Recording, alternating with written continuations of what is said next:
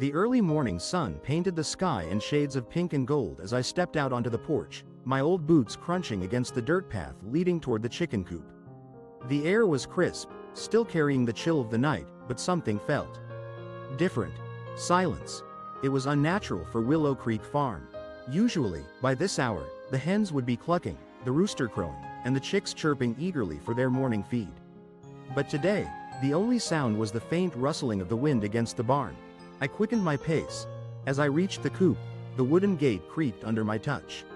Inside, the straw was scattered, some feathers floated in the air, a sign of a restless night. And there, sitting on her nest, was Clara. She was one of my best laying hens, a large, golden-feathered beauty with a strong will and a sharp beak. She had raised many chicks before, always fiercely protective. That's why when I noticed her behavior that morning, a chill ran down my spine. She sat atop her newly hatched chicks, but her eyes were empty. Not the usual alert, proud gaze of a mother hen. Instead, she looked distant. When one of her tiny chicks let out a weak chirp, wriggling under her body for warmth, Clara did something that made my breath catch. She stood up abruptly, her feathers ruffled, shaking them off like they were nothing more than dust. Then, without a second glance, she walked away. The 6 chicks, no bigger than the palm of my hand, shivered in the cold morning air. They let out desperate cries, their tiny beaks opening and closing, calling for their mother. But Clara never looked back. I watched in stunned silence as she hopped down from the nesting box, pecked lazily at the dirt, and strutted toward the barn as if nothing had happened. It wasn't that she was sick or injured, something inside her had just switched off.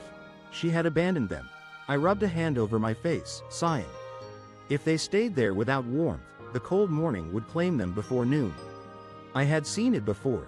Rejected chicks never made it far without help.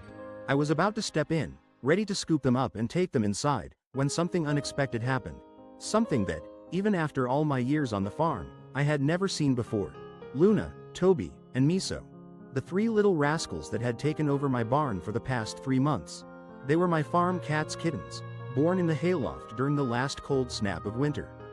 Their mother, Daisy, was a fine mouser, lean, clever, and fiercely independent. She had done a good job raising these 3 so far, but they were still young enough to be playful, curious, and utterly mischievous.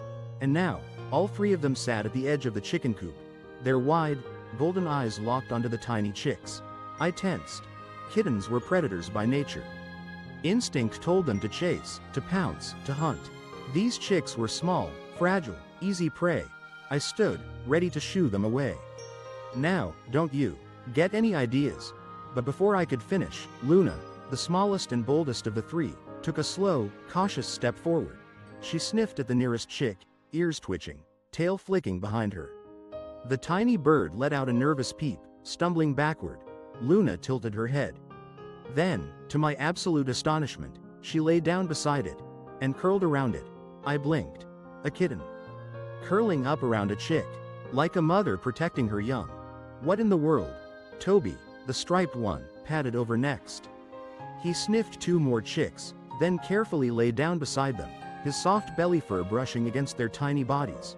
And Miso did what Miso always did, plopped down lazily on top of the rest of the chicks, his tiny paws stretching out as if claiming them all as his own.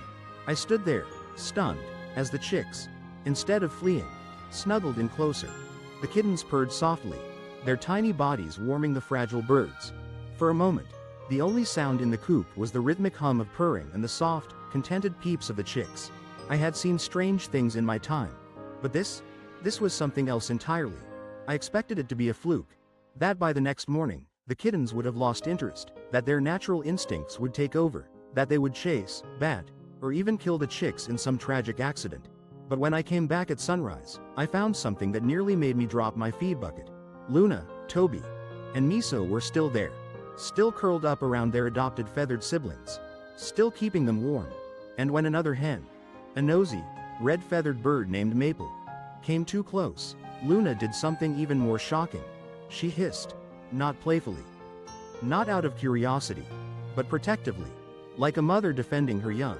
I stared at the tiny gray kitten, who couldn't have weighed more than 2 pounds, standing her ground against a full-grown hen, over chicks that weren't even her species. It was impossible. And yet, it was happening. Day after day, the kittens remained by the chicks' side. They followed them when they wandered, herded them back if they strayed too far, and curled around them every night, keeping them safe from the cold. And Clara, she never came back.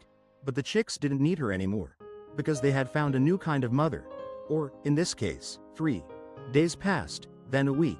The situation that had started as unnatural and strange was now a part of daily life on Willow Creek Farm. The chicks no longer followed Clara. They followed the kittens. It was a sight that never failed to make me pause. Luna, Toby, and Miso padded across the yard, tails high, their tiny paws barely making a sound against the soft dirt. And right behind them, a line of fuzzy, golden chicks, their tiny feet pattering after their feline caretakers.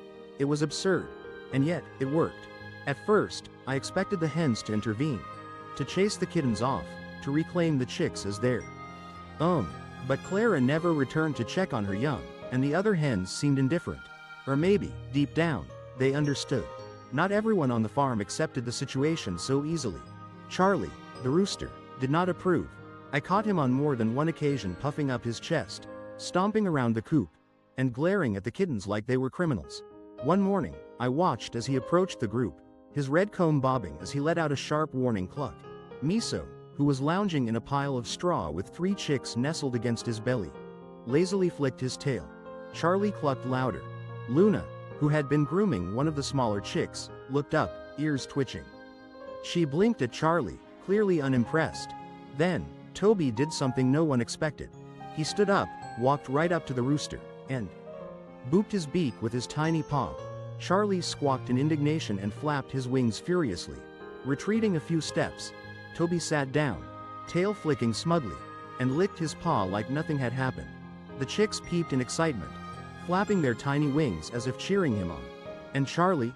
He gave one last frustrated cluck before storming away, deciding that maybe this fight wasn't worth the trouble. I shook my head, grinning. Well, that settles it, I muttered to myself. The kittens run the coop now. Despite everything, I still kept an eye on Clara. Something about her abandonment bothered me. She had been such a good mother before. Why had she rejected these chicks? One afternoon, I spotted her perched on a fence post, watching from a distance.